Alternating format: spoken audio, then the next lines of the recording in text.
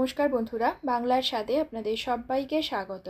आज आमी आलू और फुलकपि दिए टैंगरा माछेर पातला झोल बानिये देखाबो, जेटा गरमकाले खेते किन्तु गरम भातेर साथे खूबई भालो लागे।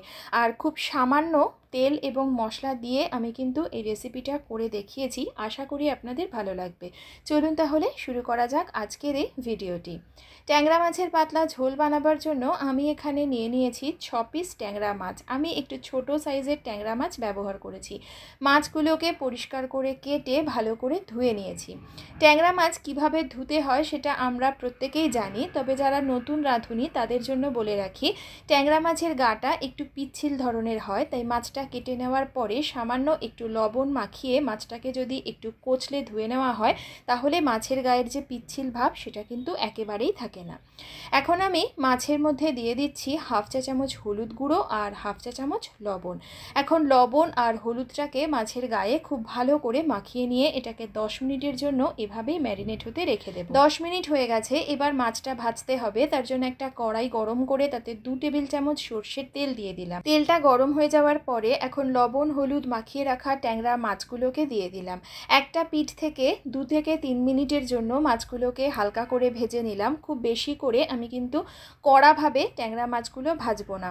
তারপর মাছগুলোকে উল্টে দিয়ে অপর পিঠ থেকেও 2 থেকে 3 মিনিটের জন্য ভেজে নিয়ে এখন এই ব্যাচের মাছগুলোকে তুলে একইভাবে সমস্ত মাছ আমি ভেজে নিলাম। সমস্ত মাছ ভেজে তুলে নেওয়ার পরে ওই তেলের মধ্যে আরও 1 টেবিল চামচ পরিমাণে সরষের তেল দিয়ে দিলাম। তেলটা গরম করে তাতে হাফ চা চামচ গোটা জিরে আর 1/4 চামচ রাঁধুনি দিয়ে দিলাম। গ্যাসের ফ্লেমটাকে একদম লোতে রেখে একটু হালকা নেড়ে চেড়ে ফোড়নটাকে ভেজে নিয়ে এখান থেকে কিছুটা পরিমাণে ফোড়ন আমি এখন তুলে নিচ্ছি এই খুন্তিতে করে। এটা আমি পরে ব্যবহার করব, আর কিভাবে এবং কেন সেটা আপনাদের পরে বলবো। এবার ওই তেলের মধ্যেই আমি লম্বা লম্বা করে টুকরো করে রাখা একটা মাঝারি সাইজের আলু আর কয়েকটা ফুলকপির ফুল দিয়ে দিলাম। সামান্য একটু লবণ আর হলুদ দিয়ে এখন মিডিয়াম ফ্লেমে রেখে আমি এই আলু আর ফুলকপিটাকে একটু লালচে করে ভেজে নেব। এখানে ফুলকপিগুলো আমি কিন্তু ভাপিয়ে নিইনি, আমি গরম জলের মধ্যে সামান্য একটু লবণ দিয়ে আধ ঘন্টার জন্য ভিজিয়ে রেখেছিলাম। তাতে করে ফুলকপির মধ্যে যদি কোনো পোকা থাকে সেটা বেরিয়ে আসবে এবং ফুলকপি খেলে অনেকেরই যে একটু সমস্যা হয় সেই সমস্যাটাও কিন্তু হবে না। তবে আপনারা কেউ যদি ভাপিয়ে ব্যবহার করতে চান তাহলে কিন্তু সেটাও করতে পারেন। এখন দেখতেই পাচ্ছেন ফুলকপি আর আলুটা বেশ লালচে করে ভাজা হয়ে গেছে। এখন আমি এর মধ্যে দিয়ে দিচ্ছি 2 চা চামচ পরিমাণে জিরে গুঁড়ো, 1 চা চামচ কাঁচা লঙ্কা বাটা, ঝালটা নিজেদের স্বাদ অনুযায়ী ব্যবহার করবেন। দিয়ে দিচ্ছি 1 চা চামচ আদা বাটা, হাফ চা চামচ হলুদ গুঁড়ো, দিচ্ছি স্বাদ মতো লবণ, হাফ চা চামচ কাশ্মীরি লঙ্কা গুঁড়ো, 4টে চেরা কাঁচা লঙ্কা।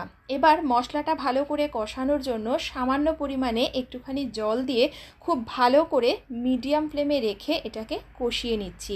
আর আপনারা চাইলে কিন্তু শুকনো লঙ্কার গুঁড়োও এর মধ্যে ব্যবহার করতে পারেন। এবার দেখুন মশলাটা কিন্তু খুব ভালো করে কষে গেছে, তেলটা ছেড়ে দিয়েছে, জলটাও সম্পূর্ণ শুকিয়ে গেছে। এই সময় আমি ঝোল বানানোর জন্য দিয়ে দিচ্ছি 2 কাপ পরিমাণে জল। আমি কিন্তু এখানে গরম জল দিইনি, নর্মাল যে জল সেটাই ব্যবহার করেছি। আর অবশ্যই ঝোল আপনারা যতটা রাখতে চান সেই আন্দাজে জলটাকে ব্যবহার করবেন। এবারে গ্যাসের ফ্লেমটাকে হাইতে করে দিয়েছি। যখন ঝোলটা টকবক করে ফুটতে শুরু করেছে তখন গ্যাস কমিয়ে ঢাকা দিয়ে সব কিছু সেদ্ধ হওয়ার জন্য রান্না করে নেব।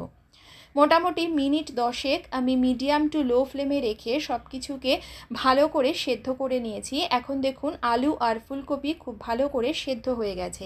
এই সময় আমি ভেজে রাখা যে ট্যাংরা মাছগুলো ছিল সেগুলোকে দিয়ে দিলাম। আর সেই যে প্রথমে ফোড়নটা তুলে রেখেছিলাম সেটা এই সময় আমি ঝোলের মধ্যে মিশিয়ে দিচ্ছি।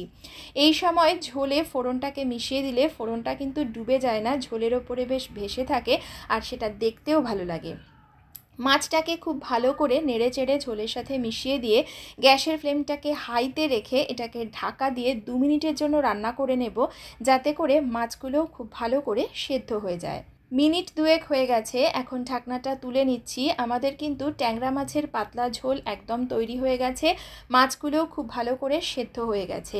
আপনারা এই সময় আপনাদের টেস্ট অনুযায়ী লবণ আর ঝালটাকে চেক করে নেবেন এবং ঝোলটা আপনারা যতটা রাখতে চান সেই আন্দাজে এটাকে ফুটিয়ে কমিয়ে নেবেন। এখন আমি গ্যাসের ফ্লেমটাকে অফ করে দিয়ে তারপর এটা পরিবেশন করে আপনাদেরকে দেখাচ্ছি।